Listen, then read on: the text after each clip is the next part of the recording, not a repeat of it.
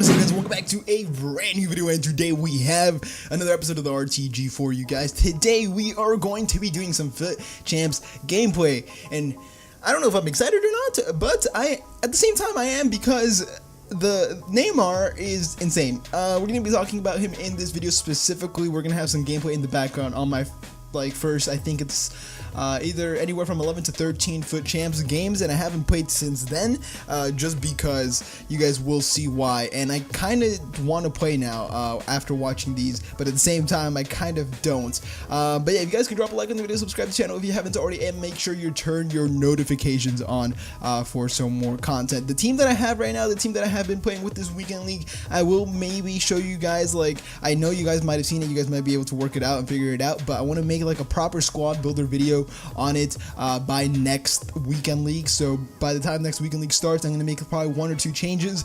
I will tell you guys this: I have Heung-min Son, I have I think Dembele, I have Dembele right center mid, and Heung-min Son at right mid on 7 chem or 6 chem as the left mid, and I see them kind of struggling. Like, Dembele is good, yeah, but his stamina kind of goes down really quick, and then Son just doesn't get involved as much as I would like him to, but his 5-star recruit's very helpful, so it's going to be kind of debatable to see whether I do get rid of him or not. But this episode is based on NEYMAR. We have 17 minutes to talk in this video, so I'm going to have my water, my Slurpee cup from like 2012, 2010 actually. This is the SummerSlam one with John Cena on the cover. But this video is based around NEYMAR, how I said, and of course, if you guys didn't know, I went ahead and packed NEYMAR in my, I believe it was my FUT Champs rewards. That's the pack that I got him from. He's tradable. He's around 600,000 coins, so I will be selling him, not soon, but definitely in the coming days. I probably will have to sell him before Black Friday does come around, because obviously Black Friday is when people just open a bunch of packs, player prices go down, and I know that probably big players won't be affected as much, but the market as a whole is going to be affected. And if I want to kind of trade, make coins and all that stuff, then I think selling a player like NEYMAR and getting 700 to 800,000 coins in my bank account basically would be very, very, very helpful. So yeah, let me talk about this, the FUT Champs run that I go on. So let me tell you guys this. I'll tell you guys this. I went 8-0 in my first 8 games, obviously, which is the best start I've gotten in FIFA 19, and arguably one of the best starts, if not the best start I have ever had over the past 3 years in FUT Champions. 8-0 is fantastic. Actually, I've been 10-0, so actually it's not the best, but I felt like it was the best because I was crushing everyone I came up against. Look at how many goals NEYMAR scores. Look at this shot. The time finishes with NEYMAR, outside the box finesse shots, or just finesse shots in general with NEYMAR, are just ridiculous, man. Like, the way it's so much fun to play. It's so much fun to play the game with this guy, man. It's so fun, but I'm gonna get into that in a sec. But as I was saying, my first 8 games were great. I came up against teams that weren't. I felt like my team was definitely superior, and I mean that, like, just being realistic. I felt like my team, when I played against someone and I saw their teams, I was like, okay, I should be able to beat these guys, these players that this guy has, because my players are just a bit like above on another level. So I felt like everywhere there's like really no weak point in my team at this moment in time, which is great. But at the same time, there could be still upgrades to be made, which definitely I'm gonna have to be taking a look at, because like Wojciech Szczesny, as good as he is, I'm not sure if I want to keep him in the team. I don't know if I want his inform. For example, Dembele, I'm not sure if I want to keep him, if his 2-star weak foot benefits me or not. His stamina kind of runs out for me, at least during the game. I'm not sure if I'm too happy with that. I'm not too sure if I'm happy with Lacazette in this team. I have Lacazette as well, and I really don't see him contributing that much to the team, but I kind of have to have him in because he gets a link with killing Mbappe to get him on full chemistry. Instead of 4, he gets on 7, so I kind of have to have a player like Lacazette in the team. Now, how I said, the first 8 games, I felt like it was a breeze, even though there will be some games that you guys will see that I kind of start losing control of the game, and I'm like leading, and then I kind of come back and win the game regardless. So like, let's say I could be like 2-0 up, and then it goes like 2-1, then 2-2, and then 3-2, and then 3-3, and then I win 4-3. Like, you guys are gonna see games like that in the background. And the thing is, since it was my first 8 games and I was coming up against these lesser teams, it meant that since my players were a bit better, at the end of the day, my players were gonna kind of bail me out. So if my players were able to bail me out, I was gonna win the game, obviously, because I had players like Neymar, Mbappe, and all that good stuff. So that was good.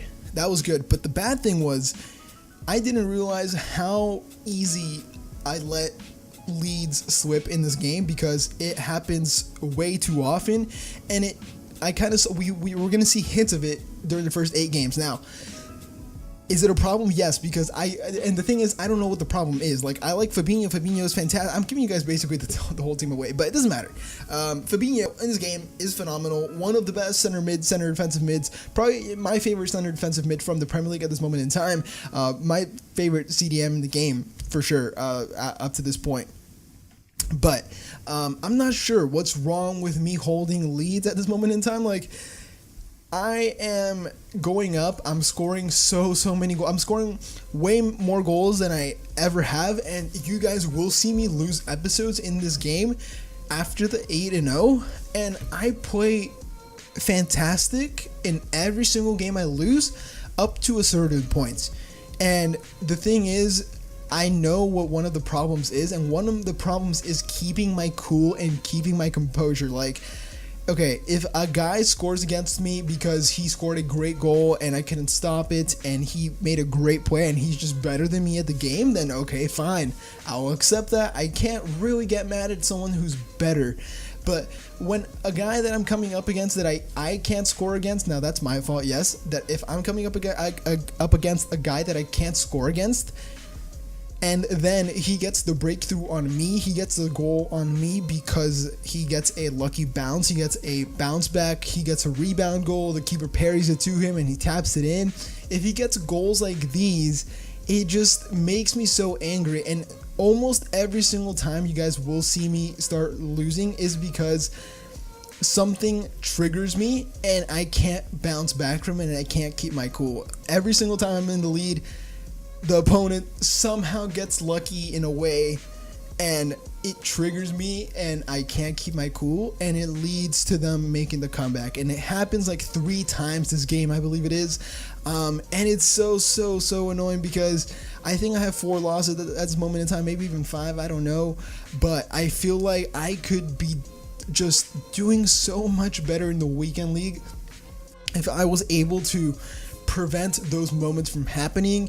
But the thing is, those luck moments you can't really prevent, especially in FIFA. We've learned this many times. You can't really prevent those lucky bounces from going back to your opponent and all that stuff. And actually, speaking of which, they're actually looking into like those kind of problems. I'm not gonna get into that too much, because that's not something that I really want to talk about. But let's talk about Neymar in this game now. Neymar is just straight up the best player in this game. Like, this dude is just absolutely destroying every single team he comes up against.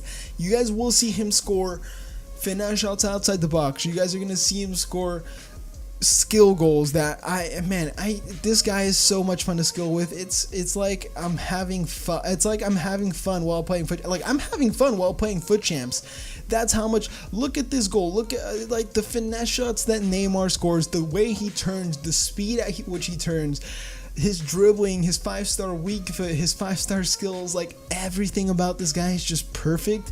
And I feel like this is going to be one of my favorite players in the game throughout the whole year, even more than CR7 when I eventually go ahead and buy him, just because I feel like Neymar's skills and agility and dribbling and the way he moves and the way he plays on the ball, I feel like it's just going to be fantastic.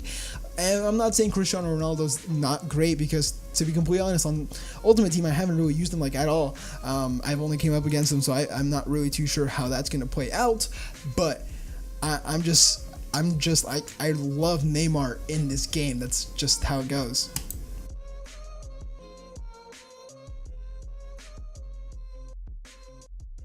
And another guy that I really wanted to fit into this team was Memphis Depay. And the thing is, I don't know if you guys saw actually you guys didn't see it because the gameplay corrupted for most of the video, but another BS goal gets scored against me, man. I think actually at this point in the video, we should be at the teams that still kind of start getting godlike. So not godlike, but they start getting kind of like they match up to me now, and it means that it comes down to who's the better player. What was I don't remember what I was talking about, but I make a mistake, Neymar scores, and I'm like, in this game against Gareth Bale is one of the best players in the game as well. I don't know why I said it like that. Gareth Bale is one of the best players in this game as well. Every time I come up against him, he absolutely destroys me. His left foot is deadly, he's fast, he's physical. Like, if I get Mbappe and Bale in the same team, I feel like that's going to be better than Bale or that's going to be better than Neymar and Mbappe, which is what I have right now. And I don't know, I feel like selling Neymar, buying Bale, and then buying someone else would be a very, very wise choice. But yeah, that's just how it goes. And the thing is, I really kind of wish Neymar would have been untradeable, because it would have not, obviously it wouldn't have let me sell him, and I would have been able to keep like a Neymar and Mbappe duo throughout the whole year, which would have been great. Would have been really cool. But of course, being able to sell Neymar is gonna definitely like kind of accelerate, I should say, the coin gaining process, which is going to be great, because it means we're going to be able to try out new players and more players and icons and all this stuff. Because I remember last year I wanted to really try out Patrick Vieira, I really want to try out Ruud Gullit, I really want to try out Rijkaard, and I don't think I tried any of those players ever. I tried out like Laurent Blanc, I tried out I never tried out Ferdinand, I never tried out Maldini. Yeah, I just didn't really try out many of these players, and I was like, okay, I'm just gonna stick to my Premier League teams, my untradables and all that, and hopefully have fun with this game. And it just wasn't fun.